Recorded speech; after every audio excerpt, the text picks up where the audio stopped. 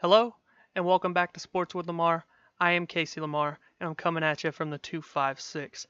This video, I'm trying something different. I think I'm going to do this every week from now on, and it's going to be a Bama recap, a recap of the Alabama game that took place the week before. I may even do preview videos before the game, but this is just something new I'm going to try. They may even be on Sundays. I know I usually just post during the week, but this is going to be something new that I'm going to try for a while just to see how it goes. But it's just going to be a quick overview of what took place in the game. I just kind of talk, maybe my thoughts of the game, what happened, those kind of things. But it's just something new to try for you guys to watch. But I'll just go ahead and get right to it. So obviously, number 1 Alabama, number 3 LSU took place this past Saturday. And it ended up being a beatdown by the Tide, shutout by the Tide, whatever you want to say. But for this one, I'm just going to go ahead and start with the scoring plays. Obviously, the score was 29-0, but I'll go to the scoring plays of the game to start this one out. So the first quarter, the first points of the game came in the first quarter. You had Tua Tagovailoa to Henry Ruggs III, a 15-yard touchdown pass, and a missed extra point. Something that has haunted Alabama for years is the kicking game, and now they're starting to fail extra points. The kicker pulled up. It was the snap dropped by Mac Jones, the holder, but he got it up, and the kicker just pulled up. Terrible kick. It was just awful. Bama's got to figure out the point after touch or start going for two.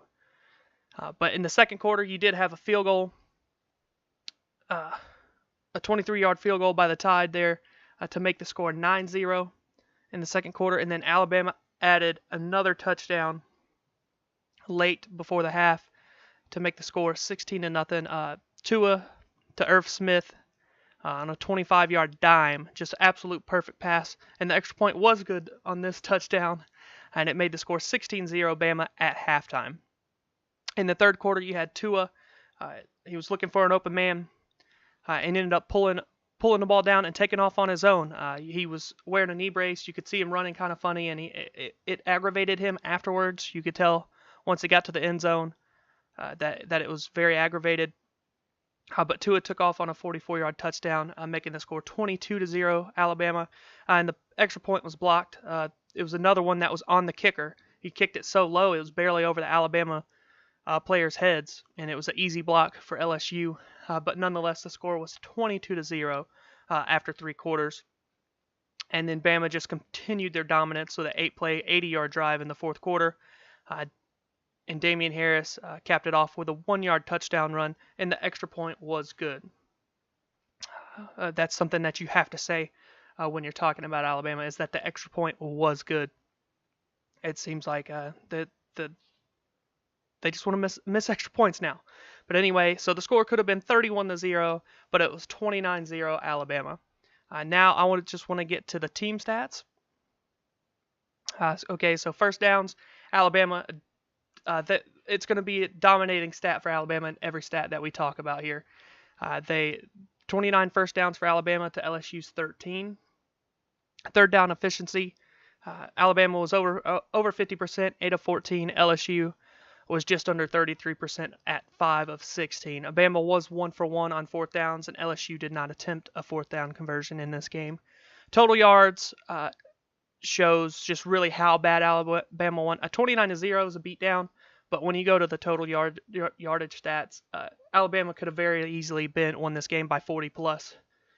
It was just outrageous. Alabama put almost 600 yards, 576 total yards to LSU's 196. LSU did not even crack the 200-yard mark. Alabama threw for 295 through the air, LSU for 184, which shows even how dominant Alabama is even more, because that means LSU only had 12 rush yards, but Alabama was 25, or Tua was 25 of 42 in the game. Joe Burrow for LSU was 18 of 35. Yards per pass, 7 for Alabama, 5.3 for LSU, and both threw an interception. Alabama, another dominating, and this is just telling of the game in period.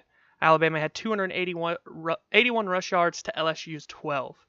It was just an absolute, absolute beating the Tide put on LSU. Alabama had 37 rush attempts and averaged 7.6 per rush. LSU had 25 and averaged half a yard per carry. Just absolutely crazy. Penalties. Alabama had 6 for 60 yards. LSU had 3 for 15.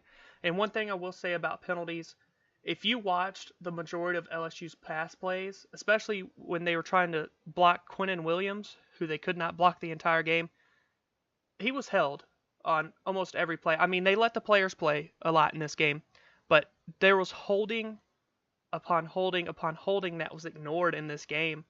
It ended up not mattering anyway, obviously, but there was multiple times where specifically Quinnen Williams, 92 of Alabama, he would get through a double team and both guys would wrap him around his waist. And there were several times players coming off the edge were tackled, brought down, and defenders were tugging on jerseys, which Alabama, it goes both ways. Both were being physical. They were letting him play a lot more.